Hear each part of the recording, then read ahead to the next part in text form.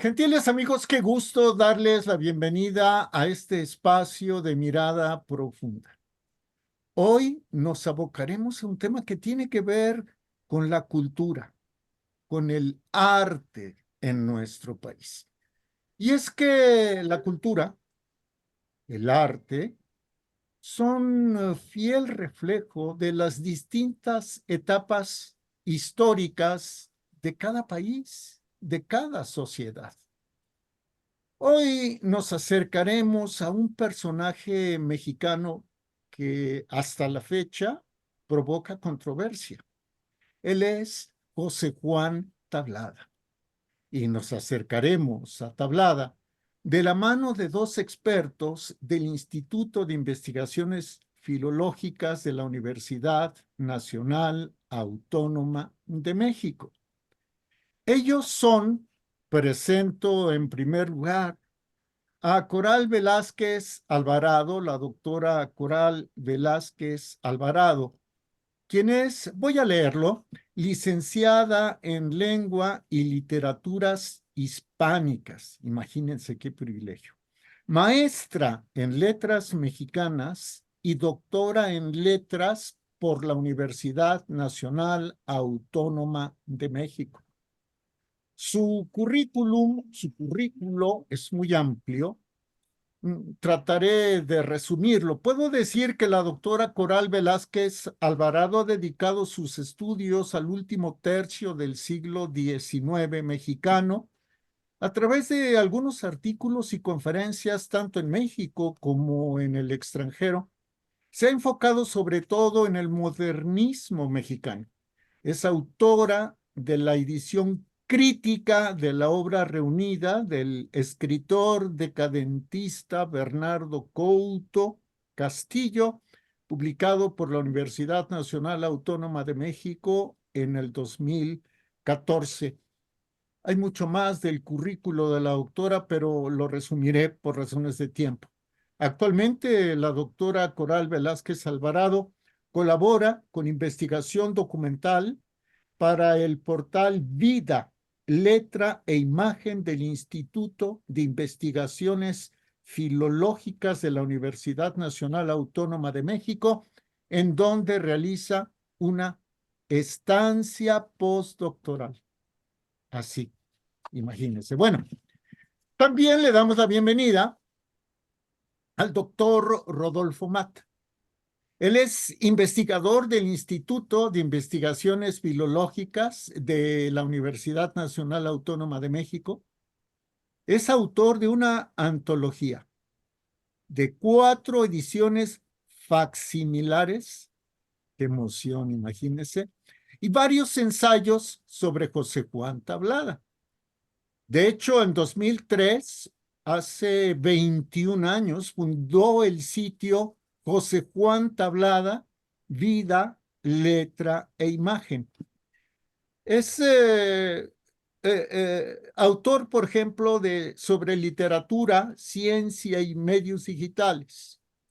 Publicó Las Vanguardias Literarias Latinoamericanas y la Ciencia en 2003, del ensayo Divulgación de la Ciencia, Traducción, Surrealismo y Autobiografía en 2014, y con Claudia Cossack y Leonardo Flores publicó la antología Lit e Lat volumen 1 2020, es decir, de literatura electrónica latinoamericana. Hay mucho más del currículo del doctor Rodolfo Mata, pero insisto, por razones de tiempo me permito achicarlo, acortarlo. A ambos les doy la bienvenida. Es un placer, es un honor y es muy emocionante estar con ustedes. Muchas gracias, buenas tardes. Buenas tardes, Jorge. Muchísimas gracias. Aquí felices de estar compartiendo con tu público, pues, nuestros trabajos alrededor de José Juan Tablada. Muchas gracias. ¿Quién fue José Juan Tablada? Pues José Juan Tablada, aquí quisiera yo decir que entre Coral y yo, pues tenemos ahí una buena mancuerna, ¿no? Porque Coral trabaja un aspecto de la obra de Tablada que es su participación como escritor modernista, ¿sí? El modernismo siendo un movimiento que se inicia en 1888 con la publicación de el libro de cuentos Azul de Rubén Darío y que tiene a una corte de poetas y narradores, literatos en general en México. Y bueno, yo me dedico más al Tablada que se identificó con con la vanguardia, ¿sí? Con lo que es de alguna manera, experimentación literaria y del cual se conoce mucho a los haikus, ¿no? Tablada es introductor del haiku en, en México y en Hispanoamérica. Y eso, bueno, ha sido uno de los aspectos más sonados, digamos, de la trayectoria de Tablada, pero hay muchos otros más, ¿no? Están las cosas de poesía visual, ¿sí? Que es otra parte de la experimentación de José Juan Tablada. Y aquí me gustaría darle la palabra a Coral, ¿no? Porque, bueno, yo veo las cosas así, pero Coral lo puede complementar. Muchas gracias. Bueno, creo que además, justo José Juan Tablada es un autor polémico, ¿no? Todos lo conocemos, claro, por los haikus, como bien decía, porque estaban hasta en los libros de texto los haikus. Y creo que en el caso, por ejemplo, de su etapa modernista está, aunque lo recordamos como un escritor modernista, o sea, nos suena más bien como al lado de Gutiérrez Nájera o de otros contemporáneos como Amado Nervo. Creo que se ha dejado de lado la idea de que pues, en realidad fue de los que más vivió, ¿no? O sea, él murió en 1945. Sin embargo, la etapa modernista queda un poco arrumbada en el olvido, y más bien es como esto de los poemas visuales, los haikus, lo que más recordamos y lo que más ha sido antologado de él. Y bueno, y polémico porque le tocó estar a favor de un cierto régimen en el momento en el que quizá no debía, salió del país por eso, pero pues bueno, eso también le dio la oportunidad de ser un difusor cultural, ¿no? Pero bueno, eso es lo que yo quiero decir. Gracias, gracias. Ya platicaremos de ese momento polémico en la vida de Tablada que se ubica pues por ahí de 1913, 1914, si no me equivoco, ¿verdad? Quisiera preguntarles antes, ¿qué lugar ocupa Tablada en la literatura mexicana? Es un escritor de transición, ¿sí? Es un escritor que hace una transición muy importante, que es precisamente la introducción de estas corrientes de vanguardia, de esta inquietud por abrir nuevas fronteras a la escritura de poesía, ¿sí? La poesía en el modernismo estaba basada principalmente en un modelo de musicalidad, ¿sí? Es lo que se enseñó por mucho tiempo que era la poesía, o sea, el arte de la poesía como el arte de la declamación, ¿sí? El arte de, pues, digamos, mi abuela, por ejemplo, declamaba Amado Nervo, ¿sí? Sonetos, leer sonetos. eh, Ese es un modelo, ¿no? Pero Tablada pasa a ser literatura y poesía desde el punto de vista de la visualidad, ¿sí? Eh, Empieza a integrar, ¿sí? Lo que sería el juego de imagen y palabra, ¿sí? Que cambia radicalmente lo que es la experiencia de la apreciación de un poema, porque entonces ya no solo nos fijamos en la musicalidad, ya nos fijamos en el contrapunto de las palabras con las imágenes. Y es así como escribe el libro de haikus, el primer libro de haikus, es Un día, ¿sí? Un día, poemas sintéticos, le llaman, ¿no? Son poemas muy breves. El haiku es un poema que tiene 3 líneas, ¿sí? De 5, 7 y 5 sílabas. Es un género que es importado de Japón, ¿sí? Y que él adapta al español a su manera y también, digamos que lo tropicaliza, se ha utilizado esa expresión, porque se lo trae de un Japón, ¿no? En donde existe la nieve, ¿no? Y nosotros en nuestro país, pues no tenemos la experiencia de la nieve como algo cotidiano, ¿no? Entonces, Ujú. él escribe un libro en el que trata de un día, o sea, es el paso de la experiencia del poeta a través de un día. Entonces, la división del libro es la mañana, un grupo de haikus, la tarde, un grupo de haikus, el crepúsculo, otro grupo de haikus, y la noche, ¿sí? Entonces, ese es el paso a lo largo de un año. Cuando el haiku está en el modelo japonés, está marcado con palabras que están dedicadas a las estaciones del año, ¿sí? Las estaciones del año, pues aquí para nosotros están marcadas, sí, pero no tanto como en los países europeos, ¿no? O en Japón, ¿no? Donde las latitudes permiten la apreciación de el otoño de una manera más radical que como nosotros lo sentimos, la primavera también y el invierno también, ¿no? Por eso mencioné la nieve, ¿no?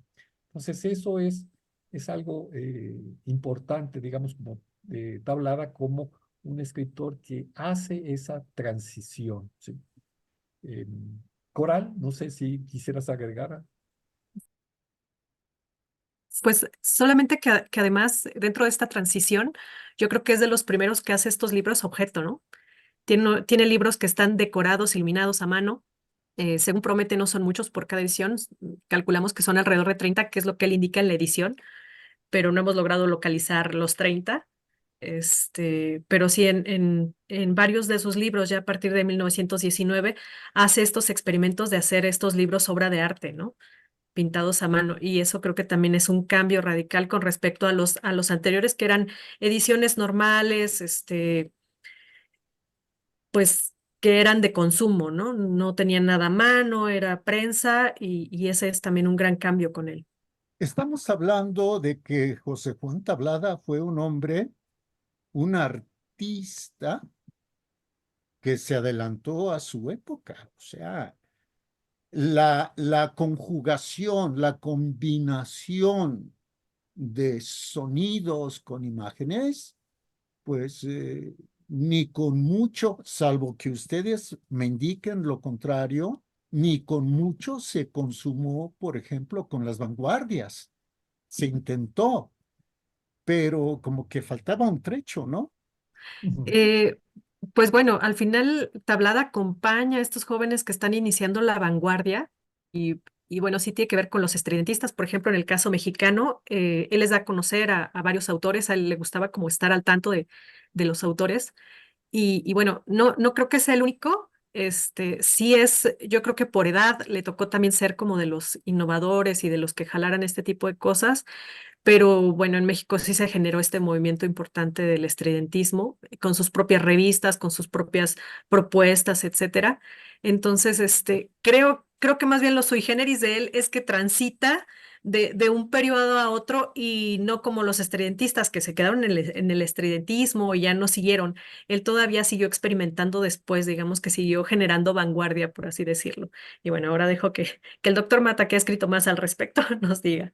Es un experimentador nato, una persona muy inquieta, ¿sí? Que además él en su juventud quiso ser pintor, ¿sí? Entonces él quiso ser pintor, pero con la muerte de su padre, esa es la historia que él cuenta, ¿no? Porque tiene unas memorias también muy interesantes, ¿sí? Son unas memorias muy amenas, que no aparecían mucho porque la prosa de Tablada siempre se quedó como atrás de la poesía, ¿sí? Tablada escribió mucha prosa, ¿sí? pero siempre se le identifica más con sus poemas, ¿no? Hay un poema que se llama Misa Negra, que también fue muy famoso, porque habla de una misa negra eh, efectuada en el cuerpo del amante, sobre el cuerpo del amante. Entonces eso, para la época, el siglo XIX en que se publicó, pues era escandaloso, ¿no? Y decía que eso, pues, fue escandaloso para la esposa de Porfirio Díaz, ¿sí? Y bueno, nosotros sabemos, ¿no? Hoy que la vanguardia tiene parte del escándalo como una manera de reproducirse, ¿sí? Los estridentistas lo hacen, ¿no?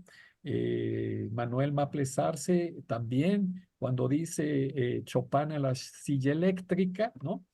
O viva el mole de guajolote, pues dice algo que escandaliza a mucha gente, que dice, no, pues la poesía debe de ser un arte del buen comportamiento, de la edificación del alma humana, y entonces Tablada pues hace cosas escandalosas, ¿no?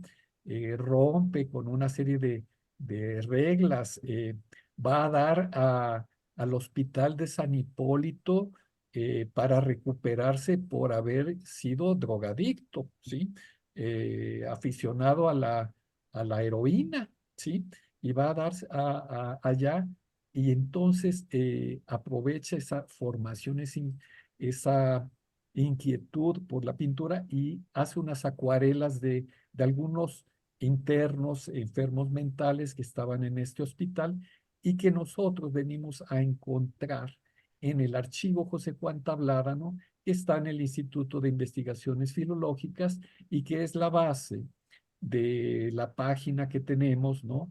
Que es la página principal en la que hemos trabajado más de 20 años y que aprovecha todo este material suyo, gráfico, ¿no? Colecciones de recortes, acuarelas hechas por el autor, libros originales pintados a mano, en fin, un bagaje que deja su viuda al instituto y a un gran amigo de él que es José María González de Mendoza, apodado el Abate González de Mendoza, quien ayudó a iniciar la publicación de una serie de obras que se han publicado en el Instituto de Investigaciones Filológicas alrededor de su obra en general. Entonces, eso, digamos que es un tesoro que tenemos en la UNAM, ¿sí? Y que gracias a los medios electrónicos, ¿no? Hoy es posible brindarla al público para que aprecie el trabajo de Tablada en su dimensión, no solo de escritura, sino también de imagen. Y es así como queremos nosotros proyectar la obra de José Juan Tablada.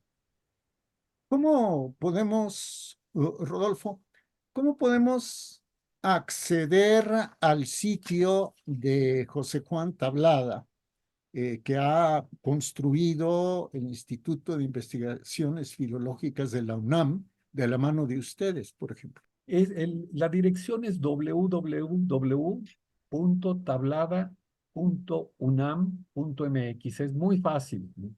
Y quien escriba José Juan Tablada en los buscadores de Internet, indefectiblemente va a llegar ahí porque tenemos Sí. mucho material, muchísimo. Realmente hay ahí de las crónicas que Tablada escribió toda su vida, pues tenemos alrededor de 1,700 crónicas, ¿sí? Sí. Y que es mucho, ¿sí?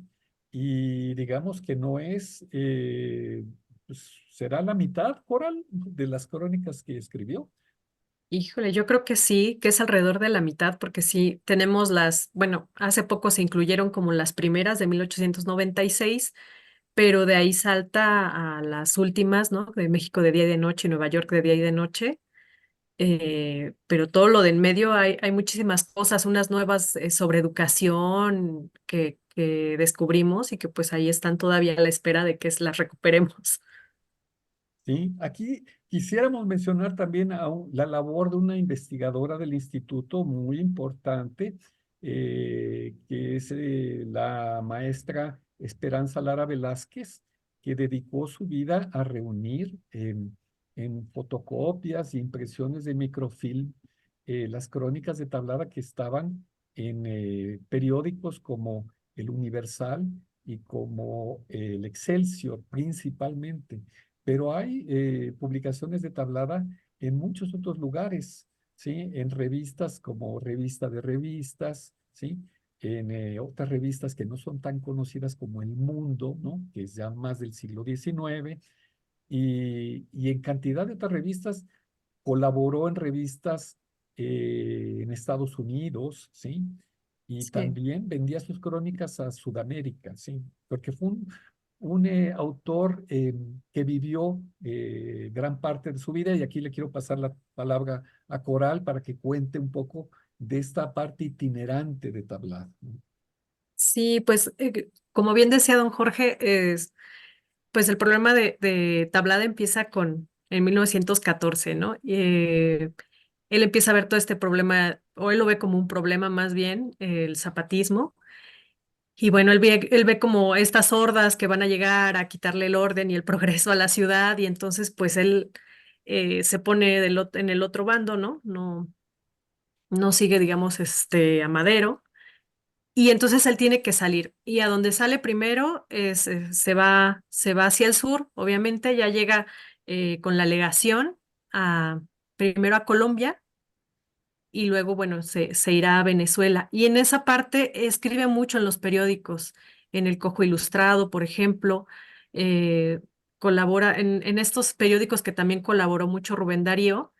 eh, Él tiene colaboraciones que no tenemos todo, las que tenemos es en parte por el doctor Rodolfo Mata y por la maestra Esperanza Lara, pero haría falta ir a buscar, digamos, a pie y bueno, y esperando que las hemerotecas tengan una buena colección de estos materiales que de pronto se perdieron por los propios movimientos políticos de los países, ¿no?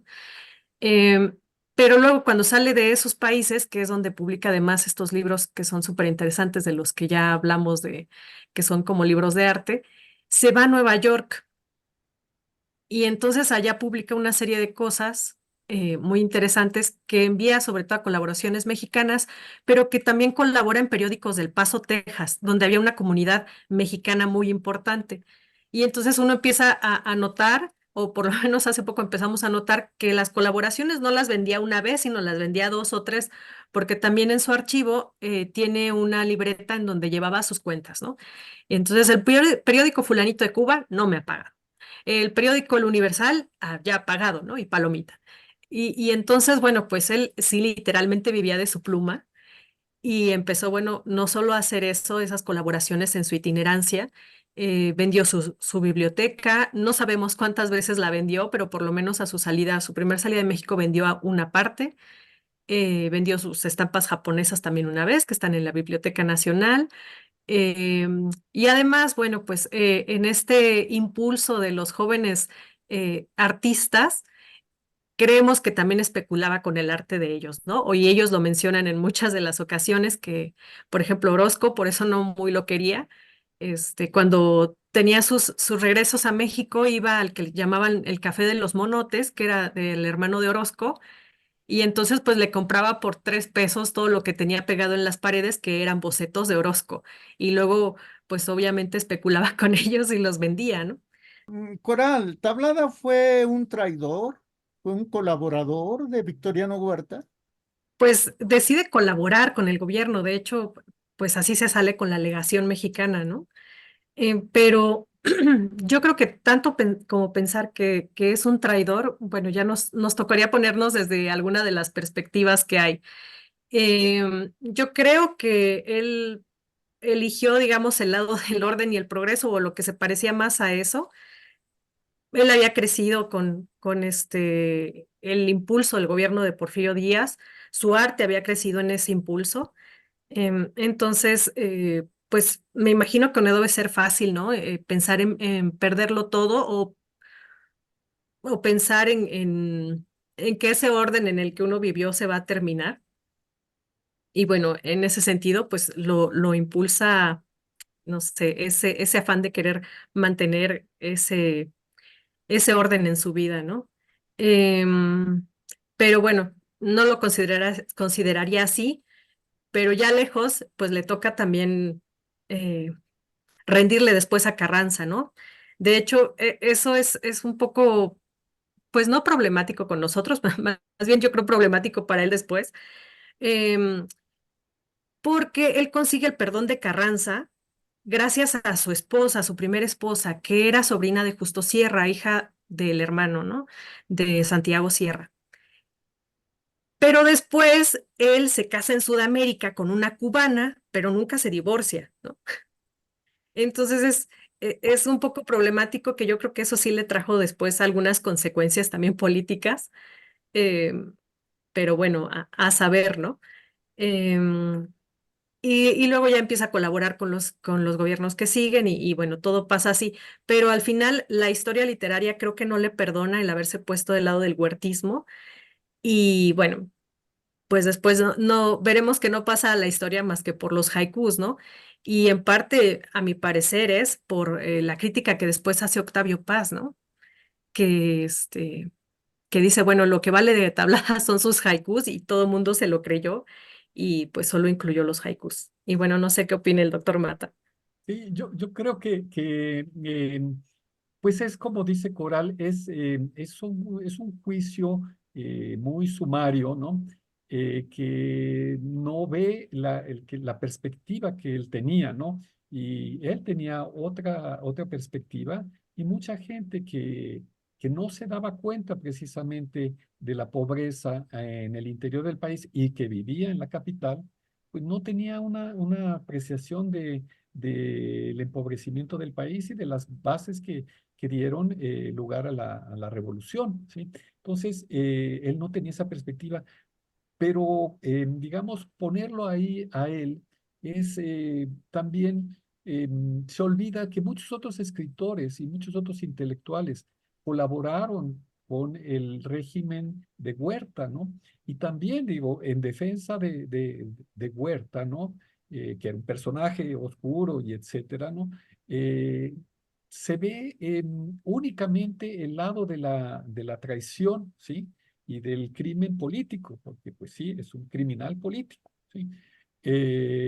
Pero se olvida de la administración, ¿sí? Y en su administración precisamente estuvo el doctor Aureliano Urrutia, ¿sí?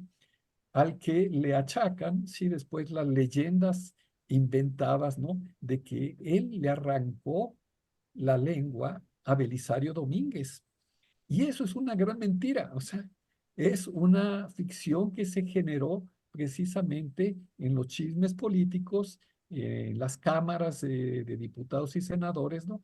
Que alguien dijo eso, ¿no?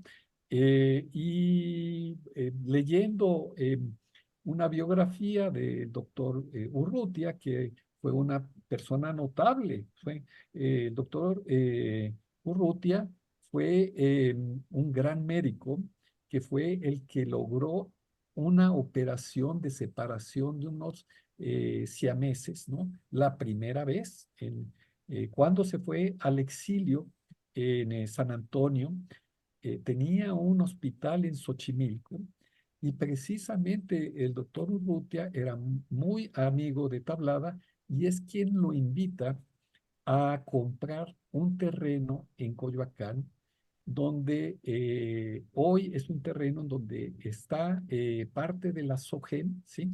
Es Churubusco, es casi esquina con División del Norte, y ahí él tuvo su casa, una casa con muchos lujos, ¿no? En los que Tablada empezó a financiar volviéndose vendedor de vinos, ¿sí? Y separándose un poco de la vanidad del ejercicio de la literatura como arte nada más, aunque seguía trabajando como periodista, porque él decía, bueno, los periódicos me dan de comer, ¿sí? y la poesía pues es la ambrosía, él decía, es el manjar, ¿no? Y lo otro es para la batalla, ¿no? Y escribió muchísimo, ¿no? Pero de repente dice él que ya se va a separar de esto porque ya le fastidió y que se va a volver un simplex mercator, dice él, o sea, va a volver un simple mercader, ¿sí? Y se trata de dedicarse a eso, pero pues él había nacido para escribir poesía realmente y acaba regresando y pues lo toma la varaunda de la revolución y tiene que salir huyendo a Estados Unidos en 14, regresa por ahí del 16, 17, logra el perdón de Carranza y Carranza lo manda como una especie de agregado cultural a los países de Sudamérica, específicamente a Colombia y a Venezuela. Y a Ecuador, él dice que se niega a ir a Ecuador porque le va a hacer mal a la salud. Entonces dice algo que es inolvidable porque decía, a Quito yo me lo quito, ¿sí? O sea, yo no voy a ir a Quito. Era famoso por sus epigramas también, ¿sí?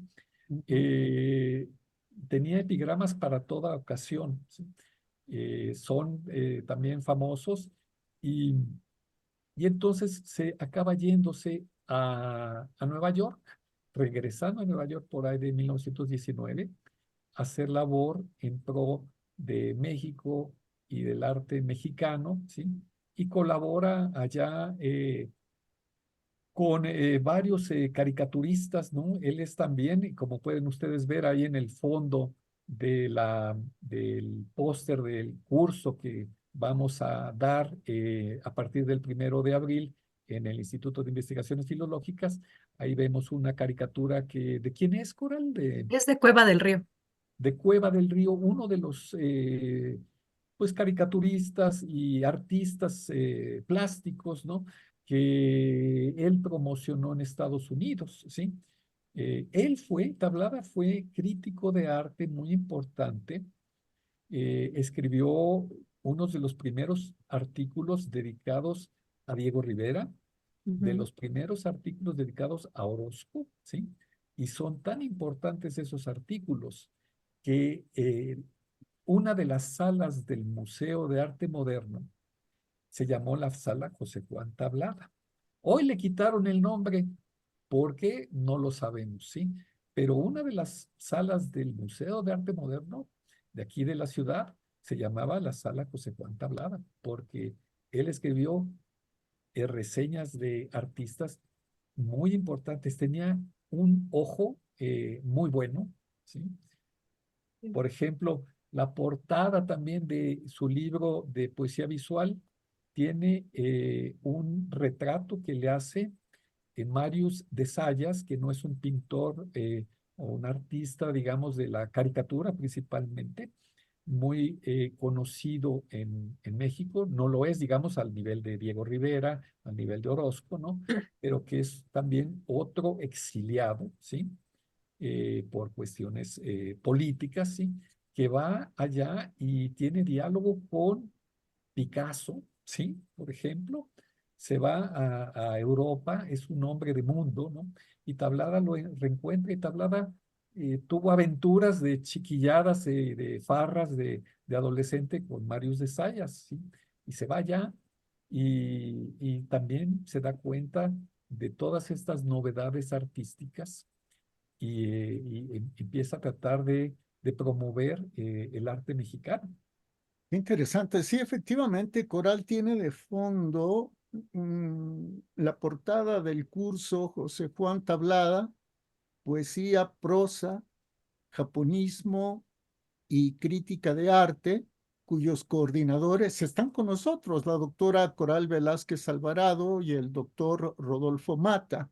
Antes de que platiquemos específicamente del curso, sin embargo, quisiera, si me lo permiten, plantearles algunas otras preguntas sobre Tablada, porque no es habitual que se platique sea en los medios formales, sea en las redes sociales, de este personaje del arte y del periodismo mexicano. Una de esas preguntas es, ustedes lo mencionaban, que se le ubica más, por ejemplo, a Tablada en tiempos del modernismo y se le compara con Ramón López Velarde. ¿Qué piensan de esto? Pues es una comparación eh, muy interesante, ¿no?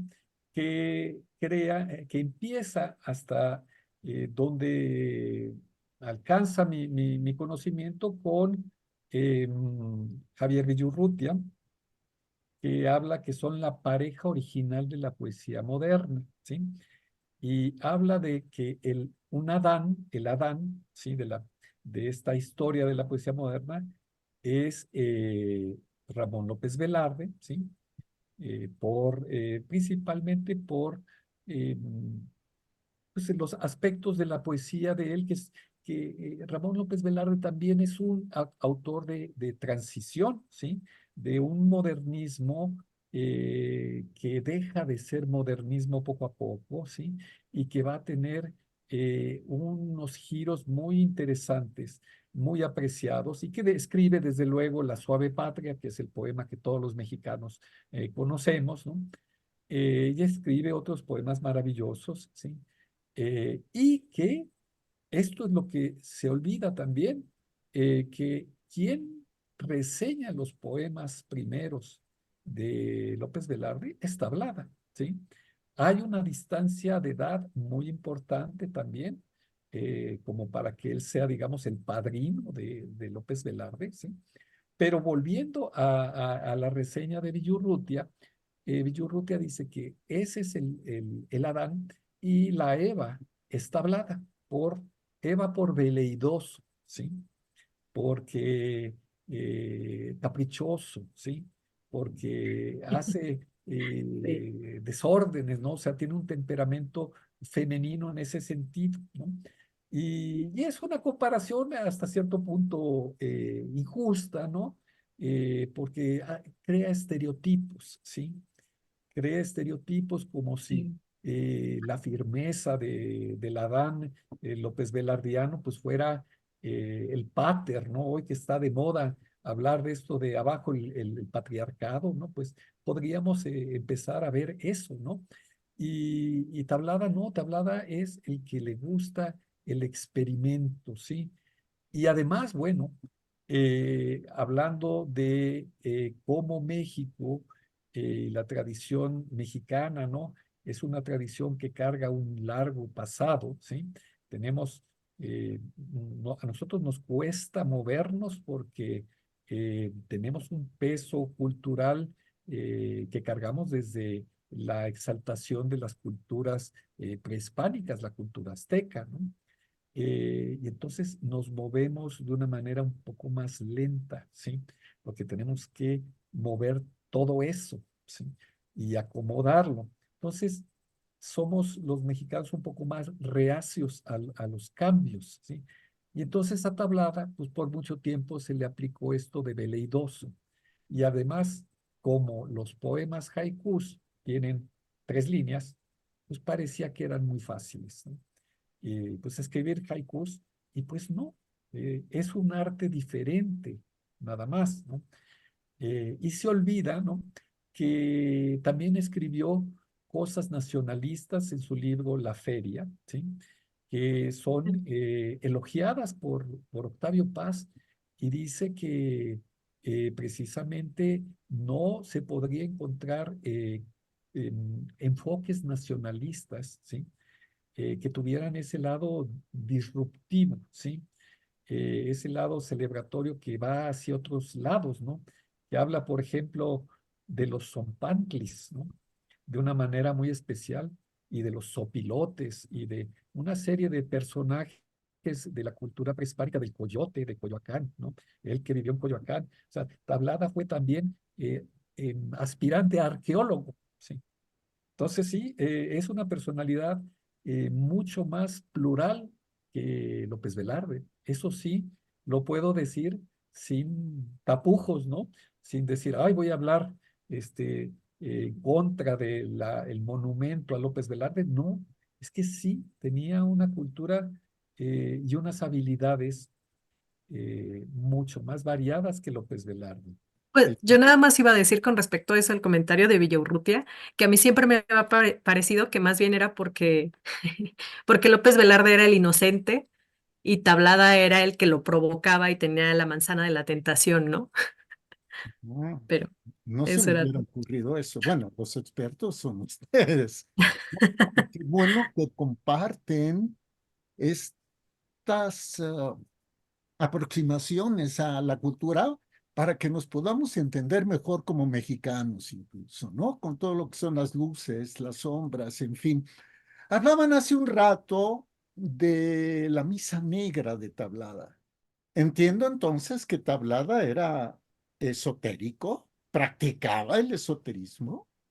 Pues sí, sí, Tablada narra, y esto lo tenemos, hicimos nuestra página, tiene pues 20 años de historia ya, la empezamos en 2003, ¿sí? Entonces ya tiene 20 años de historia la página de internet. eh, y una de las metas de la página de internet fue hacer una cronología que tuve que aprovechar el medio digital.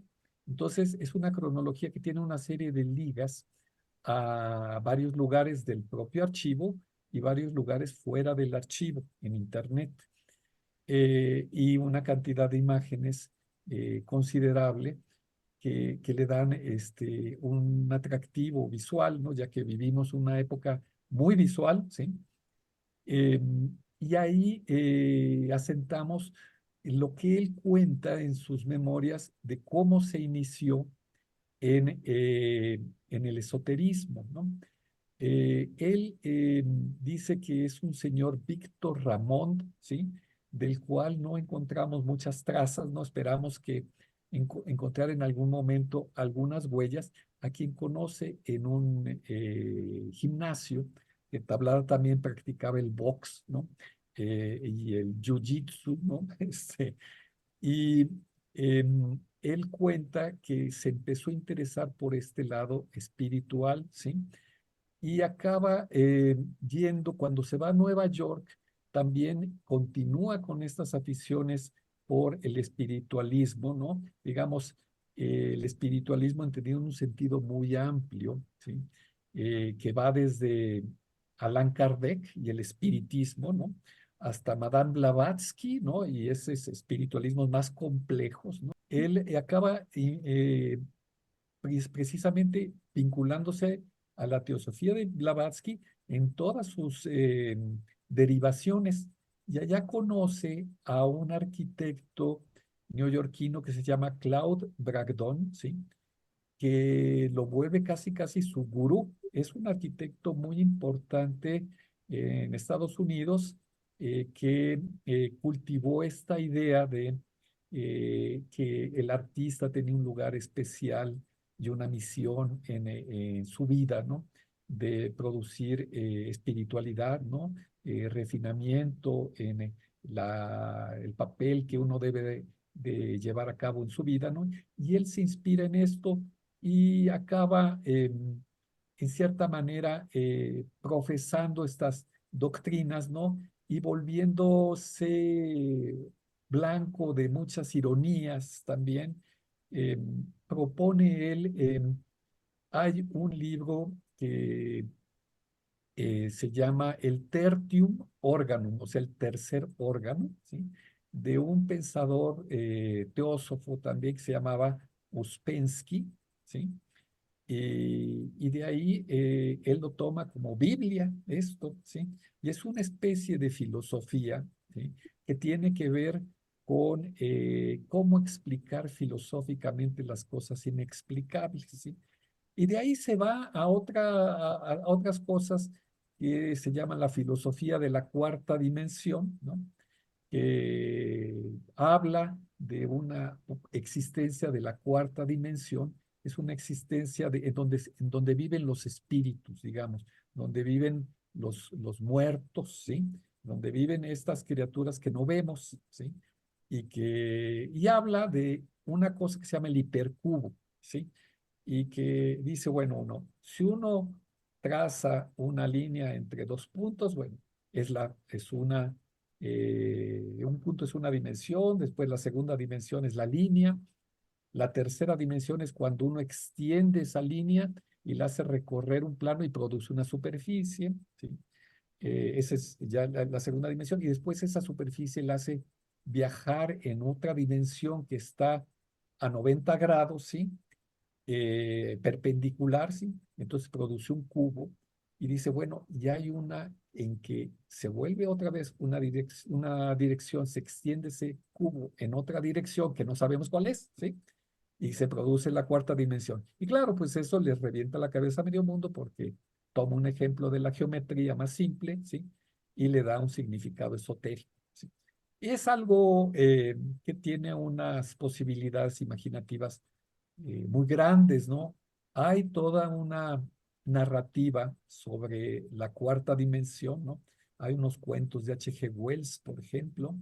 Hay otro filósofo por ahí mencionado que se llama Charles Howard Hinton, que escribió algunos cuentos que Borges llegó a compilar en unos de los tantos libros que Borges prologó, ¿sí? Y que hablan precisamente de estas teorías, ¿sí? Hay unos cuentos de Borges dedicados a la cuarta dimensión, ¿sí? Entonces, sí, Tablada se identifica con esto y bueno, lo, lo produce esotéricamente, ¿no? Y llegan a puntos en que, pues esto se vuelve algo en que crees o no crees, ¿sí? Eh, y como todas las religiones acaba en eso. Entonces él profesa esa fe y produce, es blanco de muchas ironías, ¿no? Antes ya de entrar al tema del curso, ya que estamos en la recta final de una charla que ha resultado sumamente interesante, ilustrativa, que ha movido a mucha reflexión, quisiera pedirles que para quienes nos ven, sinteticen, ya los expusieron, pero que por favor sinteticen los aportes que hizo Tablada al arte mexicano para luego entrar de lleno a este curso, el curso José Juan Tablada, Poesía, Prosa, Japonismo y Crítica de Arte, que ambos coordinan y que se llevará a cabo del 1 de abril al 13 de mayo del presente 2024. Pues si quieren empiezo yo para empezar con Sí, siglo adelante. XIX. Eh, Perfecto, sí. yo creo que desde el lado del siglo XIX, en primer lugar, en cuanto al modernismo, el aporte de José Juan Tablada es que él ya incluye otros temas. Sí incluye, por ejemplo, el japonismo, que ya venía dentro del preciosismo o parnasianismo modernista, eh, pero él lo toma con otro giro. Esto de generar, por ejemplo, la misa negra, son temáticas ya del decadentismo y que en cuanto a poesía, él comienza como a darle otro retruécano a la poesía. Y en cuanto a prosa modernista, él retoma la prosa modernista de Gutiérrez Nájera en el caso sobre todo la prosa de espectáculos, y él la genera no solo con respecto a un espectáculo existente como es el teatro o la ópera o etcétera, sino que toma pequeños temas de la vida como comidas que podrían parecer pues no sé, reuniones como muy de los pequeños grupos de dinero de aquella época, toma esos pequeños temas y los transforma también en prosa modernista, ¿no? Que ya son como cosas muy chiquitas y de la vida cotidiana de la élite, ¿no?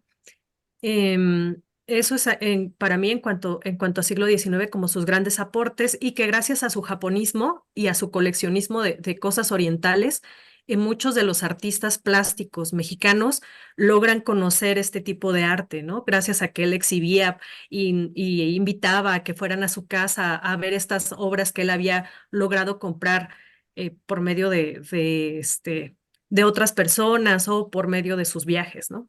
Sí. Ujú. Coral es la doctora Coral Velázquez Alvarado. Coral, mm, ¿qué fue el decadentismo ¿Y cómo es que se relaciona el esoterismo de Tablada con, con esa corriente? Bueno, el decadentismo, hay un decadentismo internacional, digamos, es parte de lo que se le llama también el segundo romanticismo, y creo que quedará más claro si pensamos en personajes como Baudelaire, eh, que hablan desde una perspectiva como de que la civilización se está terminando, que hay que generar cosas a partir de esa corrupción del mundo, digamos, y que cuando pasa a terreno mexicano se reaprovecha de otra manera, puesto que aquí son naciones que están en pujanza, ¿no? Entonces es un decadentismo más ideológico, más pensado que en realidad de lo que está sucediendo. No es Europa que está envejeciendo, eh, y entonces se lleva de manera artificial. Esto ya no es lo que les decía el preciosismo, sino es el gusto por lo corrupto, por el tema de la muerte, por el tema del más allá. em, y bueno, y lo llevan a cabo sobre todo aquí en México, el grupo de los modernistas, de la segunda generación modernista que se llama, eh, entre ellos Amado Nervo, Bernardo Couto Castillo, claro, José Juan Tablada, Jesús Urueta, y sobre todo su relación con el esoterismo sería por este pensamiento que ya no es de un cristianismo que va a revivir la religión antigua, que va a salvar al mundo, digamos, sino que justo en esa decadencia pues hay que buscar otras cosas, entre ellas la religión del arte, que es la que va a traer como la libertad del artista, ¿no? Y bueno, O sea, es un movimiento, fue un movimiento antirreligioso. pues sí, porque está más relacionado, digamos, con no tanto como movimiento antirreligioso, sino con la muerte de Dios, las ideas nietzscheanas, esta idea de la desesperación del hombre por ya no tener en qué creer, ¿no? Pero sobre todo desde el lado artístico. Que luego ya sería retomado décadas después por otras corrientes filosóficas. Pero bueno, Sí. qué interesante. Y en cuanto al siglo XX, Rodolfo, porque ya Coral nos platicó del siglo XIX, pero ¿cuáles son los aportes de Tablada al arte mexicano en el siglo XX, así como que en síntesis, para ya entrar a la temática del curso? Sí, pues Tablada pues es un precursor en el sentido de por ejemplo, darle a la caricatura una categoría artística, sacarla, digamos, de su faceta instrumental en la política principalmente, ¿no? Eh, Pienso, digamos, hace poco leí acerca de El Fisgón está haciendo una publicación de la caricatura en este sentido, una investigación en el Hijo del Aguizote, ¿sí? Una gran revista que en tiempos de Porfirio Díaz, ¿no? Hizo la crítica pues, del gobierno, ¿no? A través de la caricatura. Entonces, él dice que la caricatura tiene una serie de contenidos muy importantes, ¿no? Que es otro lenguaje, ¿sí?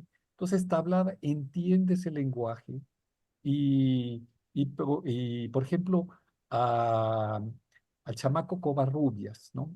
Él lo recibe en Nueva York y se da cuenta de que es un gran artista, ¿sí? Y lo proyecta, ¿sí? Y a varios otros caricaturistas, vimos aquí, bueno, Cueva del Río, ¿no? Que le hace esta caricatura, Jorge Enciso, ¿sí? Jorge Enciso también. Y bueno, pues él va a revalorar esto también, va a revalorar también el arte prehispánico, ¿no? Habiéndolo tomado como, digamos que arqueólogo aficionado, ¿no? Él dio clases de arqueología Tablada, ¿no? Con los primeros arqueólogos que se dedican, no sé, a ir al Teposteco, por ejemplo, ¿sí? A hacer excursiones a Xochicalco. y hace descripciones de esto. Tiene un libro sobre historia del arte, que es el primer libro de historia del arte que se publica en México, ¿sí? Y que bueno, tiene sus problemas y tiene sus limitaciones, pero es uno de los primeros esfuerzos y en ese sentido es muy valioso. Entonces, Tablada hace de la crítica de arte también algo importante y tiene mucho tino para escoger, ¿sí? Entonces, ese es un gran aporte. Em, en cuanto a la vanguardia, ya lo hemos mencionado, ¿no? Él hace experimentos con la poesía visual, ¿no? Él tiene, casado con una cubana, ¿no? Tiene un poema que se llama ay, Impresión de La Habana, ¿sí? Que es un poema que descubrimos, ¿no? Que muy probablemente escribió, ¿sí? Dándole la figura al el fuerte de La Habana, ¿sí? Eh, y escribe todo eso y le da una forma. Y viéndolo parece una foto. Y yo hice la prueba de comparar una postal de este lugar, ¿sí? Y encaja muy bien, ¿sí? Entonces, él hacía ese tipo de juegos. No le copió a Apollinaire. Esa es una de las cosas que yo he discutido mucho. Era algo que estaba en el aire, ¿sí? Porque Tablada va a tener viaje a Europa en 2 ocasiones cuando se casa con Lili Sierra, ¿sí? Se va de luna de miel allá.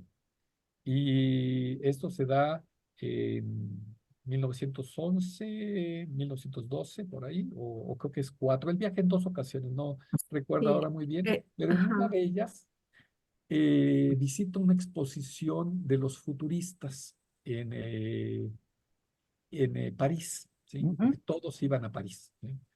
Y visita esta exposición de los futuristas y hace reseñas de cuadros futuristas muy interesantes, ¿sí? Entonces, también ahí es el lado de la crítica de arte y llevar eso al terreno de la poesía. Otra vez, diálogo entre la imagen y la poesía. Yo creo que esa es una de sus grandes aportaciones para la poesía mexicana. Y el otro es crítica de arte y bueno, pues creo que es bastante. Hay una, hay un cultivo de la poesía visual en México, sí lo hay, pero muy entrecortado, ¿sí? Y si ustedes ven, por ejemplo, el libro, la antología famosa que hizo Octavio Paz con Pacheco, con Homero Aridgis y con Ali Chumacero, ¿sí? Que es Poesía en Movimiento. Poesía en Movimiento, el primer autor que inaugura la colección es Tablada, ¿sí? Con los poemas visuales, que creo que son los únicos poemas visuales que están en la antología. Después, Tablada, cuando muere, en 1945, Octavio Paz le dedica un par de artículos muy buenos, un par de ensayos, en donde dice cosas muy importantes de la obra de Tablada y también vamos a tener algunas de las obras de Octavio Paz de poesía visual, ¿sí? Que tienen algo que ver con este espíritu de Tablada y él lo enfatiza, ¿sí? Dice pero pues hay cierta resistencia, ¿no? Que no acaba de cuajar. Yo creo que si Octavio Paz hubiera sido un excelente dibujante o un excelente acuarelista, pintor, digamos, aunque fuera amateur como fue Tablada, tendríamos una cultura diferente hacia ese tipo de experimentación, ¿sí? Pero infelizmente no sucedió así. Vamos a tener algunos experimentadores como Marco Antonio Montes de Oca, que hace un libro, Lugares donde el espacio cicatriza, ¿no? Que es un libro muy importante de poesía visual en México. Y hoy ya podríamos decir que la poesía visual ya tiene una presencia importante en nuestra tradición poética. Pero pues Tablada forma una parte muy importante. Su Sí, libro claro. Lipo es uno de los libros de poesía visual que está por ahí como fundador. ¿Cuál? Perdón porque interrumpí. Se llama Lipo y otros poemas, Vaya. donde está esta impresión de La Habana y hay muchos otros poemas de todas las variedades de poesía visual, tanto de origen futurista como de los caligramas que hizo Apollinaire, ¿sí? Que son estilos diferentes de hacer poesía visual. Son radicalmente diferentes, solo que se tiende a aplanarlos y decir que son obra de Apollinaire, cuando Apollinaire pues también repitió cosas, ¿no? Entonces no es que esté copiándole a Apollinaire, sino que era algo que empezó en los años 20 a tener circulación. Bueno, o sea, este curso, José Juan Tablada, poesía, prosa, japonismo y crítica de arte, que ambos coordinarán la doctora Coral Velázquez Alvarado y el doctor Rodolfo Mata, pues está más que justificado. O sea, todo Sí, lo que nos han dicho lo justifica ampliamente. Ahora la pregunta es, el curso sé que será del 1 de abril al 13 de mayo.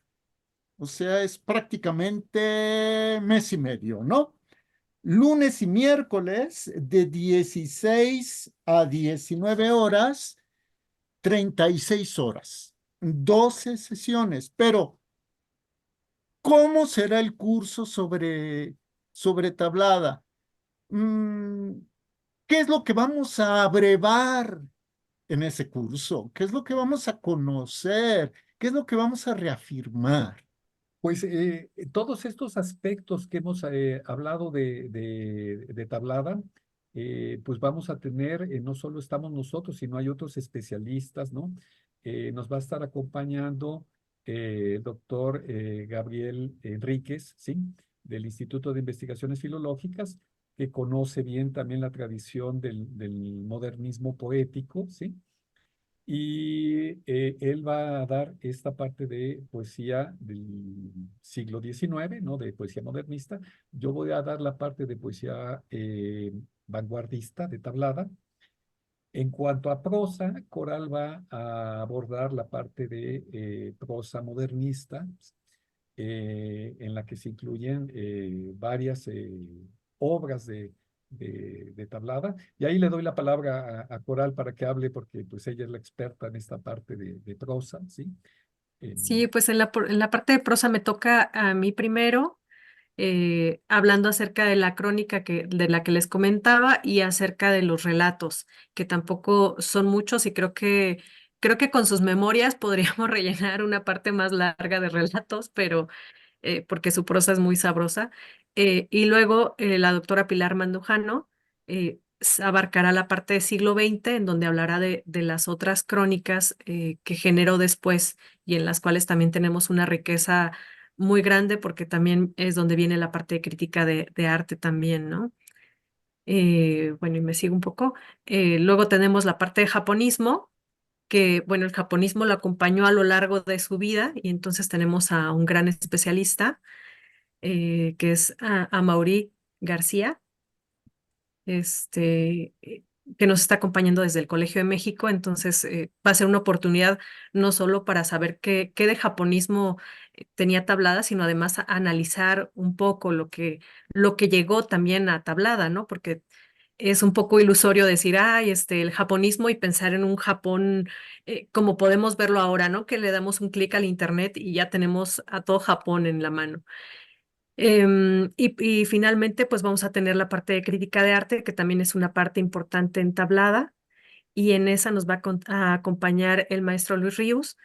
Perdón, no tengo a la mano a qué institución pertenece, pero sí, el doctor Mata se recuerda. Sí, sí, el maestro Luis Ríos es un especialista en arte mexicano, tiene un libro sobre la crítica de arte de tablada desde la perspectiva de estéticas, ¿no? Del estudio de las artes plásticas.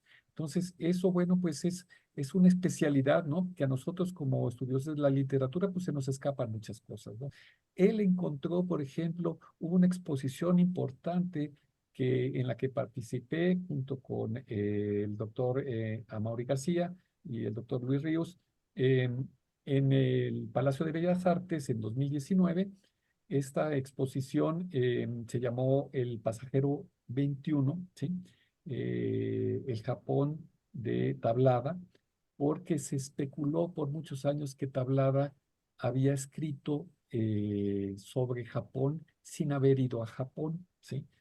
Y que había fingido unas crónicas que había escrito en Japón, pero que nunca había pisado Japón. Y eso era un misterio que se resolvió hasta hace relativamente poco y que se encontró precisamente en que pues no había que buscar los barcos que salían de San Francisco a Yokohama, sino más bien el regreso de Yokohama a San Francisco. Entonces, ahí fue donde captaron, ¿sí? Un investigador mexicano que vive en Estados Unidos, ahora se me va su nombre, ¿no? Pero él se dio cuenta y se puso a revisar eso muy astutamente y dijo, pues si los norteamericanos, los estadounidenses son muy duchos en regular la inmigración a su país, seguramente está marcado, y ahí estaba marcado. Y eso echó por tierra todas las especulaciones maliciosas, muchas de ellas, que decían que Tablada no había ido a Japón, ¿sí? Entonces, eso pues nos da también una idea de que Tablada sí fue allá, compró libros allá, y para nosotros, que no sabemos japonés, pues estaban los libros en la Biblioteca Nacional y las estampas que nosotros no podíamos leer eso. Y el doctor Amaury García, especialista en arte japonés, que sabe japonés, habla japonés y todo, pues nos ayudó también a desvendar estos misterios, ¿no? Y el doctor, el maestro Luis Ríos, también, pues, decirnos que, por ejemplo, la influencia de la plástica japonesa, ¿sí? En pintores como el doctor Atl, ¿sí? También amigo de Tablada, gentes como también artistas plásticos como Jorge Enciso, ¿sí? Y esto estuvo en una exposición que estuvo en el Museo Caluz, ¿sí? Y que el doctor García y el maestro Ríos organizaron hace tiempo, en donde se hacía un paralelo entre la plástica japonesa y la plástica mexicana y qué cosas se aprovecharon. Y es muy curioso, realmente muy interesante cómo esta influencia está ahí y Tablada, pues la promovió, ¿sí? Tablada estuvo por detrás de esto porque les enseñaba las estampas japonesas a sus amigos pintores. Les decía, mira, fíjate en esto, ¿sí? Y les empezó a inculcar esto, a firmar con una especie de digamos, le diríamos hoy logotipos, ¿no? Que eran realmente el equivalente a los sellos personales que utilizan hasta la fecha los japoneses para dar cuenta de firmas, ¿no? Que firman con sellitos, ¿no? Entonces, firmar los cuadros con sellitos y uno va a ver eso que se promovió aquí. Y se promovió también en Europa, pero aquí como que no estaba muy claro. Caramba, ¿cuánto conocimiento? Llevamos poco más de una hora de charla, pero quien se inscriba al curso, José Juan Tablada, Poesía, Prosa, Japonismo y Crítica de Arte, coordinado por la doctora Coral Velázquez Alvarado y el doctor Rodolfo Mata, bueno, tendrá oportunidad de ampliar todos estos conceptos. Ustedes me hicieron el favor de enviar el programa, lo tengo impreso, lo imprimí en blanco y negro. Veo que son 36 horas que comienza el 1 de abril, que termina el 13 de mayo.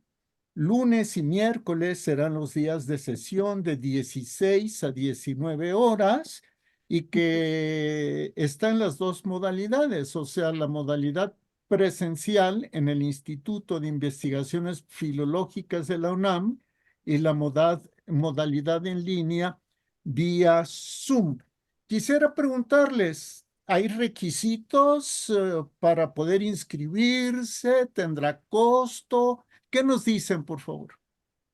Bueno, si quieren, les informo un poco.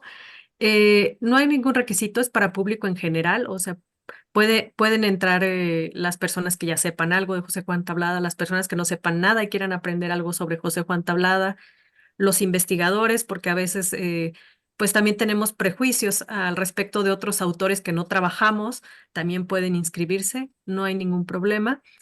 El costo en realidad, digamos que ya incluye un descuento porque al tener esta modalidad híbrida, economiza el curso y tiene un costo, si no mal recuerdo, de 2.500 pesos y se pueden inscribir por medio de la página del Instituto de Investigaciones Filológicas de la UNAM. Ahí tiene una liga para llenar un formulario y a su vez para poder pagar vía internet o vía ficha de la UNAM, que también se puede.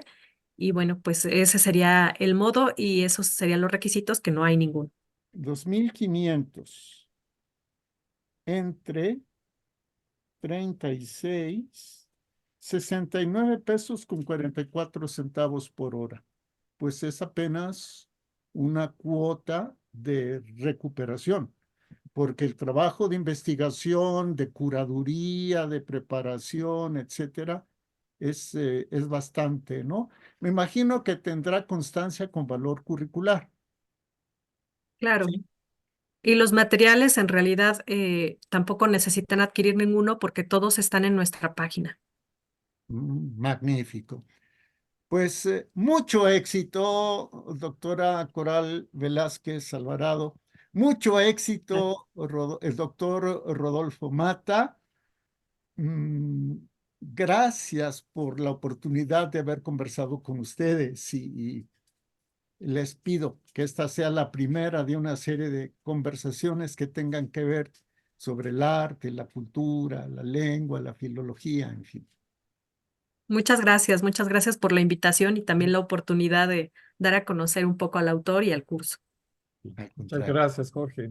Muy agradecidos contigo y ha sido una excelente oportunidad de conversar sobre un autor que ocupa nuestro pensamiento y nuestra curiosidad. Eh, Yo les pido, insisto, perdón que lo haga, en que se repita. Y cierro con una frase del maestro de América, José Vasconcelos. Una frase que le dijo el maestro Vasconcelos, en paz descanse, mi señora madre, en paz descanse también, que por ahí del 57, 1957, fungía como su asistente en la organización periodística García Balseca. Le dijo el maestro Vasconcelos a la periodista Guadalupe Santa Cruz de la Mora: la prensa debe ser la gran educadora de mi pueblo. Hoy podemos decir que los medios de comunicación periodísticos formales, tradicionales y los que utilizan redes sociales están obligados por un compromiso de bien común, un compromiso ético, de coadyuvar a la educación de nuestro pueblo. Coral, gracias, Rodolfo, un placer, nos encontraremos pronto. sí, muchas Claro que gracias, sí. Jorge. Al contrario, gracias a usted por habernos acompañado en esta transmisión especial de Mirada Profunda, un espacio de periodismo sin compromisos. Los créditos de las imágenes, todas las ilustraciones fueron obtenidas de la página del Instituto de Investigaciones Filológicas de la Universidad Nacional Autónoma de México, que es simplemente nuestra máxima casa de estudios. Gracias, porque como siempre decimos, nos ve, nos escucha y participa. Hasta la próxima.